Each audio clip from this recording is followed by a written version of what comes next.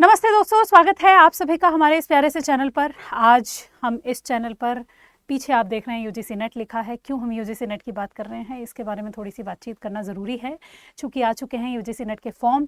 अब मैं आप लोगों से यूजीसी नेट की बात कर रही हूँ। हम तो हमेशा टीचिंग की बात करने आते हैं, टीजीटी की बात करने आते हैं, पीजीटी की बात करने आते हैं, बीपीएससी की बात करने आते हैं।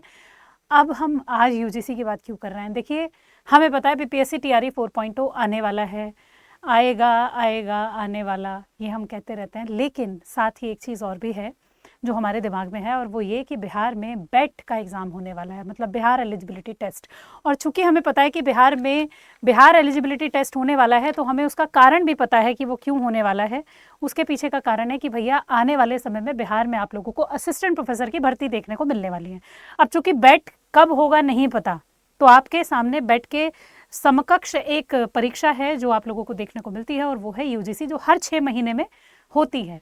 मतलब यूनिवर्सिटी ग्रांट्स कमीशन के लेवल का एग्ज़ाम, पूरे देश भर के लेवल का एग्ज़ाम, जिससे आप कहीं भी किसी भी राज्य की असिस्टेंट प्रोफेसर की भर्ती को क्वालिफाई कर सकते हो। उसके लिए आपको जो एसेंशियल क्वालिफिकेशन होती है, जो ज़रूरी मापदंड होता है, उनमें से एक होता है कि आप नेट क्वालिफाई हो, चाहे आप सेट क्वालिफाई हो। सेट मतलब स्टेट एलिजिबिलिटी टेस्ट, और नेट मतलब नेशनल एलिजिबिलिटी टेस्ट। तो दोनों में से कोई एक आपका क्वालिफाई होना चाहिए। अब बेट के बारे में, बिहार एलिजिबिलिटी टेस्ट के बारे में तो अभी पता नहीं कब आने वाला है, लेकिन नेट आ गया है। अब चूंकि यूजीसी नेट आ गया है, तो हमारे सामने एक बढ़िया मौका है कि हम नेट क्वालिफाई कर लें, और फिर उसके बाद में जैसे ही बिहार में असिस्टेंट प्रोफेसर की भर्ती आए, उन भर्तियों को पूरा करने के लिए हम काम करने लगे, उन भर्तियों के लिए हम आगे बढ़ जाएं। तो अब नोटिफिकेशन जो आया है, उसमें कौन कौन सी चीज़ें आपको ध्यान रखनी है। अगर आप मास्टर्स में एडमिशन ले चुके हैं, इसी बार लिया है, भले ही 2025-26 वाले हमारे सेशन में ही आपने एडमिशन लिया है, आपका पहला ही सेमेस्टर भले ही चल रहा है, तब भी आप नेट दे सकते हैं। आपका दूसरा सेमेस्टर चल रहा है, तब भी आप नेट दे सकते हैं। आपका तीसरा या चौथा सेमेस्टर चल रहा है, तब भी आप नेट दे सकते हैं। तो नेट देने के लिए ज़रूरी नहीं आपने मास्टर्स किया ही हो। आप अगर मास्टर्स में एडमिशन ले चुके हैं सिर्फ, तब भी आप नेट दे सकते हैं। तो नेट देने के लिए आपको कौन कौन सी चीज़ें चाहिए, मैं ज़रा बात कर लेती हूँ। आपके फॉर्म फिलअप होने शुरू हो चुके हैं कल से ही।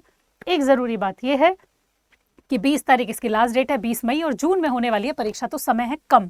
अब इस कम समय में भी आप चाहो तो नेट क्वालिफाई कर सकते हो, पर कैसे? पहले तो आपको चीज़ें पता होनी चाहिए ना भाई। जब हम कोई युद्ध लड़ने जाएं, तो युद्ध लड़ने से पहले हमें युद्ध के हथियार पता होने चाहिए, कौन से प्रयोग करने हैं और कैसे प्रयोग करने हैं। क्या हम एलिजिबल हैं युद्ध करने के लिए या नहीं? तो इन सारी चीज़ों पर बात कर लेते हैं। मैं आपको सारी एलिजिबिलिटीज़ और जो इंपॉर्टेंट चीज़ें हैं वो आपको बताने वाली हूँ, नोटिफिकेशन में क्या क्या है। तो चलिए हम थोड़ा सा जाते हैं आज के 2026 वाला, अभी जो जून 2026 वाली चीज़ें आई हैं उस पर मैं आप लोगों को ज़रूरी इन्फॉर्मेशन दूंगी।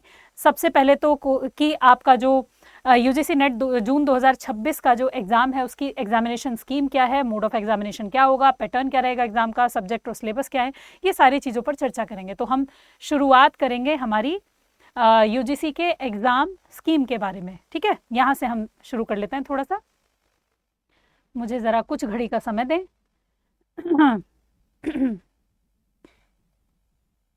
मैं आपको सारी चीज़ें बताते हुए चलूंगी।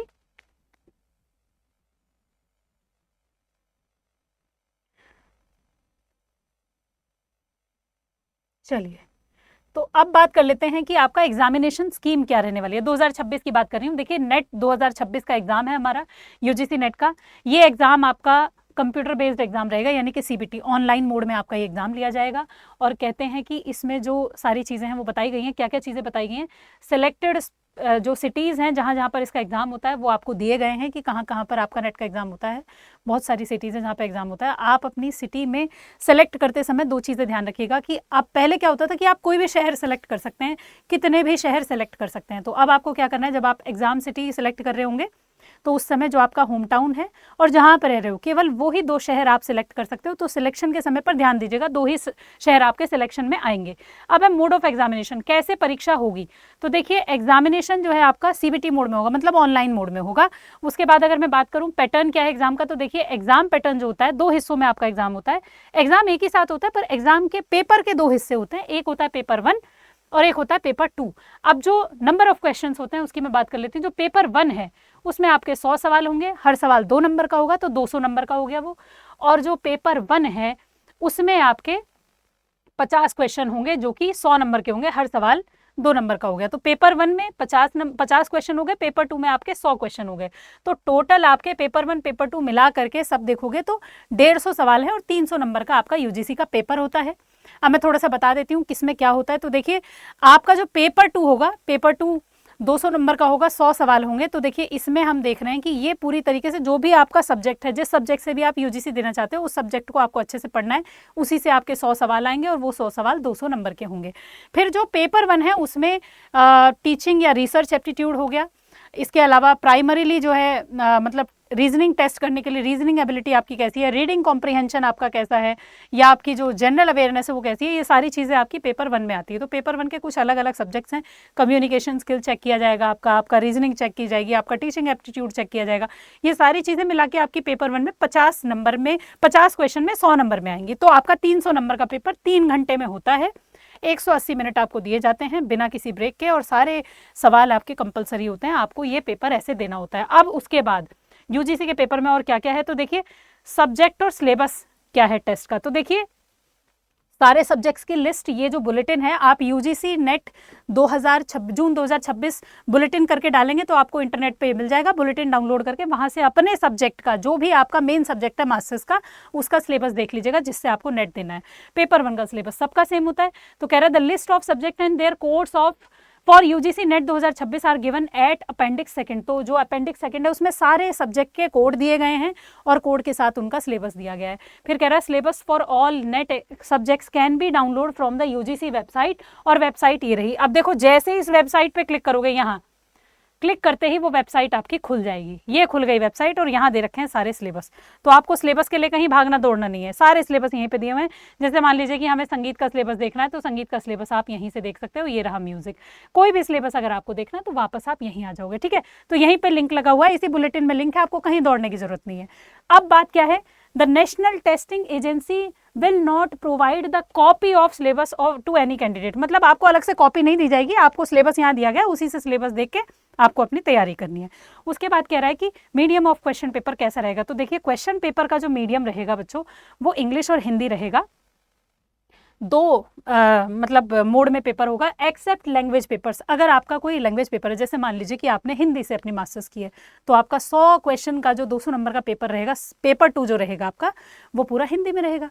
बंगाली है तो बंगाली में रहेगा, मराठी है तो मराठी में रहेगा, गुजराती है तो गुजराती में रहेगा, बोडो खासी जो भी भाषा आपकी है उस अगर उसमें यूजीसी नेट होता है तो फिर उसी हिसाब से आपका उस सब्जेक्ट का मतलब जो लैंग्वेज रहेगा वो रहेगा। अगर आपका लैंग्वेज पेपर है तो पेपर 2, अदरवाइज हिंदी और इंग्लिश में मिलेगा। Option for medium of question paper should be carefully chosen by the candidate while filling the application form online. The option once exercised can not be change. अगर आप UGC net का paper देने वाले हैं, application form में सही से अपना मोड भर दीजिएगा कि आप अंग्रेजी माध्यम से पेपर देना चाहते हैं या हिंदी, क्योंकि बाद में चेंज नहीं होगा, ठीक है। फिर उसके बाद कह रहा है कि candidates are required to answer in the medium as per options exercise in the application form. भैया आपको वही सारे के सारे आंसर जो है उसी मीडियम में देने पड़ेंगे जो आपने एप्लीकेशन फॉर्म में भरा है। अगर आपने अंग्रेजी माध्यम चुना है तो अंग्रेजी में आंसर देने पड़ेंगे, हिंदी माध्यम चुना है तो हिंदी में। तो इसलिए आप अपना पेपर 1 पेपर 2 जो भी है मिला करके पूरे पेपर का माध्यम ठीक से चुनिएगा, जिस माध्यम से आप पढ़ाई कर सकते हैं उसी माध्यम से, जिससे आप जवाब दे पाएँ। In case of any ambiguity in translation या construction of a question in the exam, its English version shall be treated as final and the decision of NTA shall be final in this regard। अगर मान लीजिए कि सवाल में कोई गलती है, हिंदी अंग्रेजी दोनों में किसी सवाल में आप देख रहे हैं हिंदी और अंग्रेजी दोनों में सवाल लिखा हुआ है, अब आपको ये समझ नहीं आ रहा कि कौन सा सही है क्योंकि दोनों अलग अलग दिए हुए हैं, तो फिर ऐसे में जो अंग्रेजी वाला सवाल का जो रूप होगा उसको सही माना जाएगा, ऐसा ये कह रहे हैं।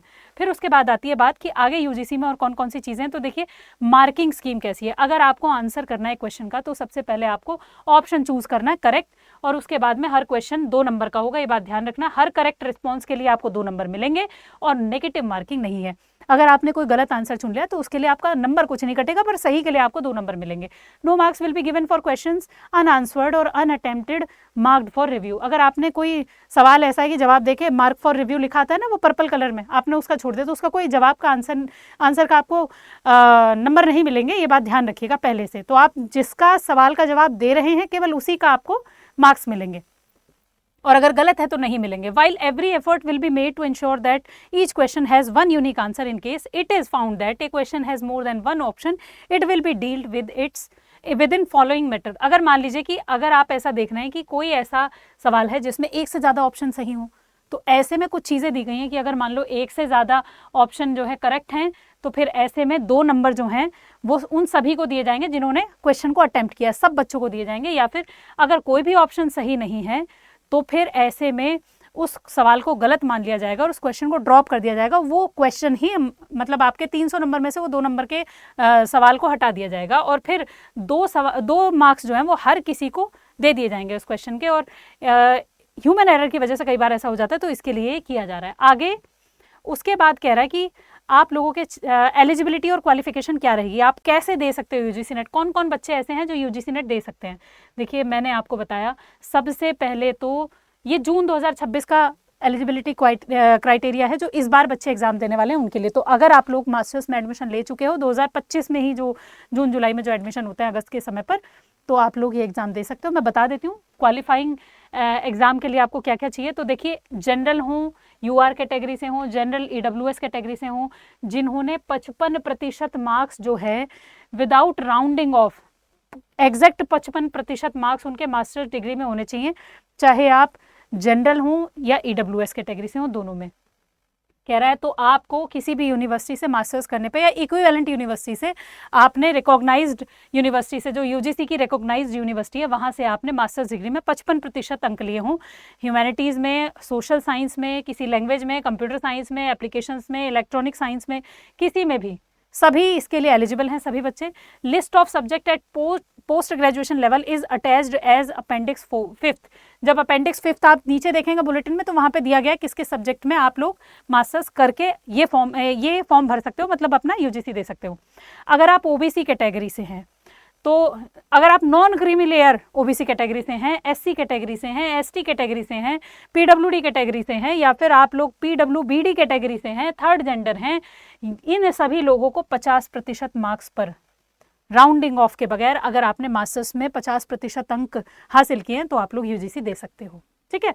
फिर उसके बाद क्या कह रहा है, अगर मान लीजिए जो अपनी मास्टर्स डिग्री में परस्यू कर रहे हैं, मतलब कि अभी उनकी मास्टर्स पूरी नहीं हुई है, अभी आपकी मास्टर्स चल रही है किसी भी सब्जेक्ट से, तो वो कह रहा है कि candidates who are pursuing their master's degree और equivalent course or candidates who have appeared for their qualifying master's degree final year examination and those whose result is still awaited। मान लो आपने फाइनल ईयर की परीक्षा दे दी masters की, या आपने admission ही लिया है, दोनों ही केसेस में आप लोग एलिजिबल हो, आप लोग दे सकते हो यूजीसी।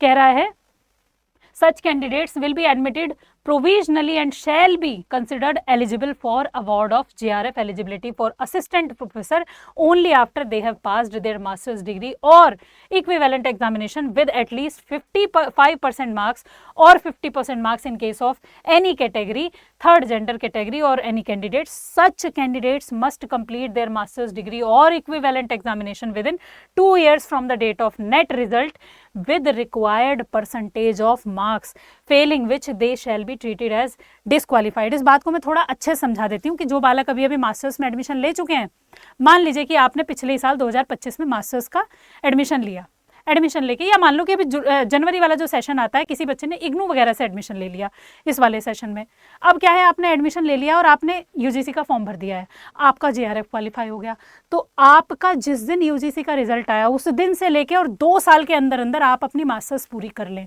तभी आपको उस जेआरएफ का फायदा मिलेगा, नहीं तो नहीं मिलेगा।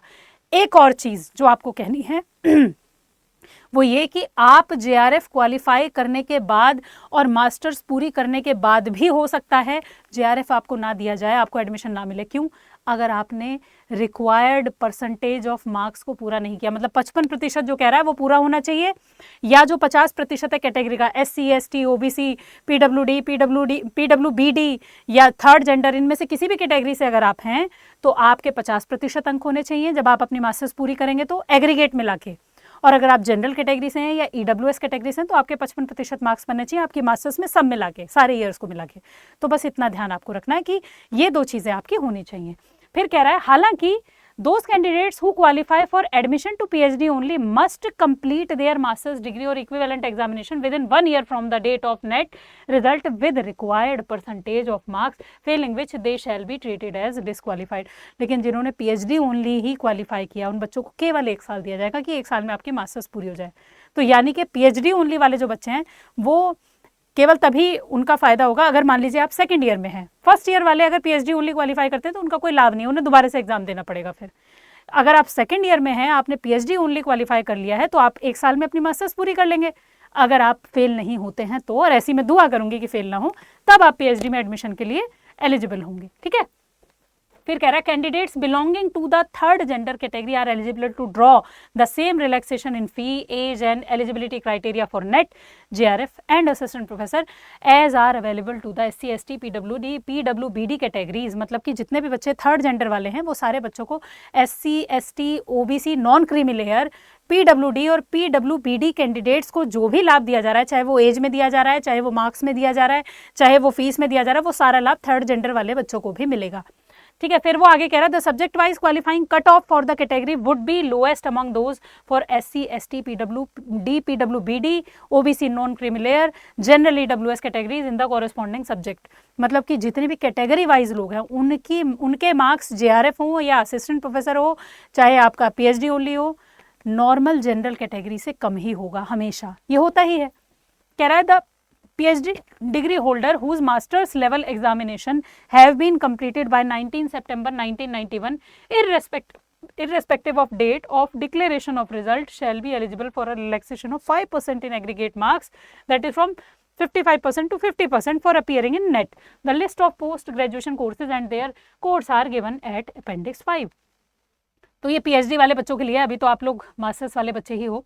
कह रहा है candidates are advised to appear in the subject of their post graduation only. The candidates whose post graduation subject is not covered in the list of net subjects attached as appendix 2 may appear in a related subject. अगर मान लीजिए कि आपका subject कोई ऐसा है post graduation में जो नहीं दिया गया है, जो मान लो नेट की जो सूची है कि इन सब्जेक्ट से आप नेट कर सकते हो, उसमें आपका सब्जेक्ट नहीं है, तो उससे जुड़े हुए सब्जेक्ट से भी आप नेट कर सकते हो। ठीक है, फिर आगे कह रहा है the candidates having passed 4 year और 8 semester bachelor degree programme should have a minimum of 75% marks in aggregate और 8 equivalent grade on a point scale wherever the grading system is followed. A relaxation of 5% marks और 8 equivalent grade may be allowed for those belonging to SC ST OBC category और differently abled economically weaker section and other categories of candidates as per the decision of commission from time to time refer to university grants commission minimum standards and procedures for award of PhD degree regulation 2022। ये क्या कह रहा है, मैं थोड़ा सा आसान भाषा में इसको समझा देती हूँ कि अगर मान लीजिए आपने 4 साल वाला ग्रेजुएशन किया है तो आपको मिनिमम 75% मार्क्स चाहिए, वरना आप क्वालिफाई नहीं माने जाएंगे। ठीक है, और अगर आप किसी कैटेगरी से हैं तो 70% यानी कि 5% की आपको छूट दी जाएगी। कुल जमा कहने का मतलब ये है। तो इस तरीके से बहुत सारी चीज़ें और भी दी गई हैं, जैसे कि the candidate qualifying in the NET based on a 4 year under graduate degree will be eligible for the award of the junior research fellowship and for admission to the PhD। कोई भी बच्चा ऐसा है जो 4 साल की ग्रेजुएशन किए हुए हैं, जो 4 ईयर ग्रेजुएशन आजकल चल रही है, तो आप लोगों को JRF के लिए क्वालिफाई माना जाएगा, आप PhD में एडमिशन ले सकते हो। कह रहा है for appointment as assistant professor, ये अंडर ग्रेजुएट डिग्री 4 साल वाली जो है उससे आप असिस्टेंट प्रोफेसर के लिए भी एलिजिबल नहीं माने जाओगे। ठीक है, आपको JRF मिल जाएगा, एडमिशन मिल जाएगा, PhD में JRF मिल जाएगा, लेकिन आप असिस्टेंट प्रोफेसर के लिए एलिजिबल नहीं होगे, ध्यान रखना। ठीक है, आगे कह रहा है the candidates who are pursuing 4 year और 8 semester bachelor degree program and are in their last semester or year may also apply for the test. However, such candidates will be admitted provisionally and shall be considered eligible for the award of JRF admission to PhD only after fulfilling the requirement contained in the UGC regulation 2022 within 2 years, within 1 year if qualified for admission to PhD from the date of declaration of the net result, failing which they shall be treated as disqualified. अगर आप 4 साल के किसी graduation programme में हो तो आप UGC दे सकते हो, कोई दिक्कत नहीं है। फाइनल ईयर में हो UGC दे दो, सेम वैसा ही है जैसे मास्टर्स में आप फर्स्ट ईयर में हो या सेकंड ईयर में हो या फाइनल ईयर में हो, आप UGC दे सकते हो, लेकिन 2 साल के भीतर आपको JRF का अगर लाभ उठाना है तो 2 साल के अंदर आपको वो पूरा करना होगा। और अगर आप पीएचडी ओनली क्वालिफाई करते हो तो 1 साल के भीतर भीतर आपकी वो 4 साल की डिग्री पूरी होगी, तभी आप लोगों को पीएचडी ओनली का लाभ मिलेगा। तो कहने का मतलब वही है, वही अप्लाई हो रहा है जो मास्टर्स पे अप्लाई हो रहा था, बिल्कुल 4 साल की डिग्री वाले प्रोग्राम पे भी।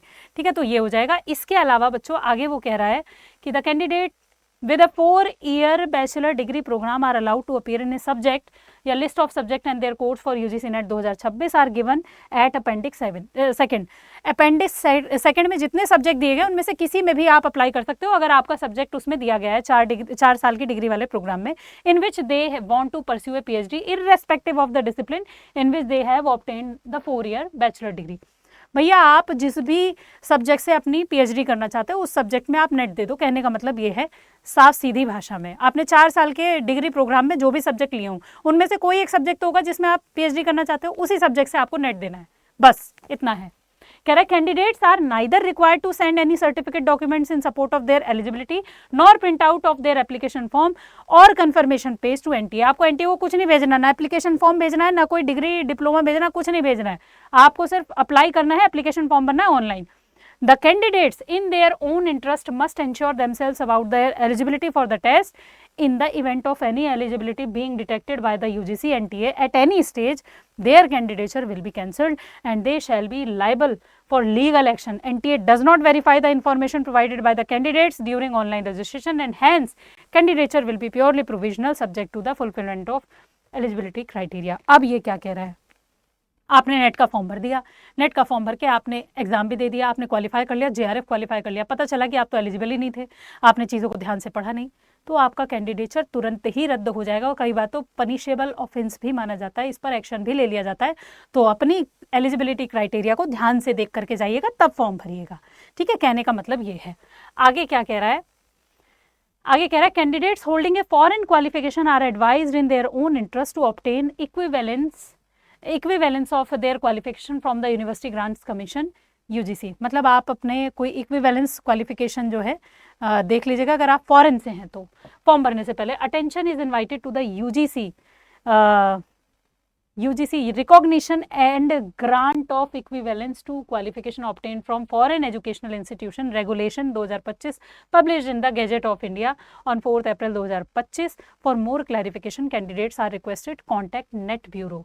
आप नेट ब्यूरो में जाके संपर्क करिए अगर आप फॉरेन कैंडिडेट्स हैं तो उस हिसाब से आपको काम करना है। The candidates with post graduate diploma awarded by an Indian institute should be there on interest ascertain the equivalence of their diploma with master's degree of recognized Indian universities from Association of Indian Universities AIU। देखिए आपको बस इतना ध्यान रखना है कि आपकी degree अगर किसी ऐसी यूनिवर्सिटी से है जो मान्यता प्राप्त है यूजीसी या उसके इक्विवेलेंट मानी जाती है तो आपको एक बार AIU से वो सर्टिफिकेट लाना होगा। ठीक है, आगे क्या कह रहा है, कुछ इंस्ट्रक्शंस हैं जो आपको पढ़ने हैं अच्छे से, उन इंस्ट्रक्शंस को थोड़ा ध्यान से पढ़िएगा ताकि समस्या आपको ना हो। ठीक है, आप अपनी समस्याओं का निदान पा पाएँ, तो आप अच्छे से अपनी चीज़ों को इनको एक बार देख लीजिएगा, सारे रूल्स रेगुलेशंस देख लीजिएगा, जो ज़रूरी चीज़ें मैंने आपको सारी बता दी हैं। ठीक है, इन सारी चीज़ों पे आपको फोकस्ड रहना है, सारी चीज़ों को अच्छे से पढ़ लेना है। ठीक है, बाकी इसके बाद आपका रिजर्वेशन कैटेगरी है, बहुत सारी चीज़ें हैं इसमें जो आप लोगों को पढ़ लेनी है। ये सारी इन्फॉर्मेशन आपको बुलेटिन में मिल जाएगी। यूजीसी नेट का बुलेटिन जून 2026 का डाउनलोड कर लीजिएगा, नेट पे मिल जाएगा, आराम से गूगल पे सर्च करेंगे तो बाकी सारी चीज़ें वहाँ से दुरुस्त कर लीजिएगा। अगर आपकी डिग्री व्यवस्थित है, अगर आपने मास्टर्स में एडमिशन भी लिया है तब भी आप नेट दे सकते हैं। इस मौके को मत खोइएगा क्योंकि बैट आने वाला है और कब आएगा आने वाला आएगा, न जाने कब आएगा। और बीपीएससी टीआरई 4.0 भी अभी लंबित है, तो आपके पास जो चीज़ें हैं आप उस पर काम ज़रूर करिए। बाकी हम आपके साथ हैं। यूजीसी के लिए आपको क्लासेस अड्डा 24/7 यूजीसी नेट चैनल का नाम है, इस चैनल पर आपको डेली क्लासेस मिलती हैं, वहाँ जाइए और जा करके अपनी क्लासेस ज्वाइन करिए। डेली फ्री क्लासेस जो आपको यूट्यूब पर दी जा रही है। बाकी अगर आप लोग अपनी तैयारी को दुरुस्त करके इसी बार नेट क्वालिफाई करना चाहते हैं, जेआरएफ चाहते हैं, आप मास्टर्स कर रहे हैं और चाहते हैं कि मास्टर्स खत्म होते ही आपको एडमिशन मिल जाए पीएचडी में, वो भी जेआरएफ के साथ, तो नीचे एक नंबर दिया गया है, इस पर कॉल कर लीजिएगा क्योंकि हमारा क्रैश कोर्स आ गया है। वहाँ से आप किसी भी सब्जेक्ट का क्रैश कोर्स ज्वाइन कर सकते हैं जल्दी और सुनिश्चित करने के लिए अपने यूजीसी नेट को। तो फिर मिलते हैं, आज के लिए इतना ही। सबको मेरी तरफ से प्रेम भरा नमस्ते।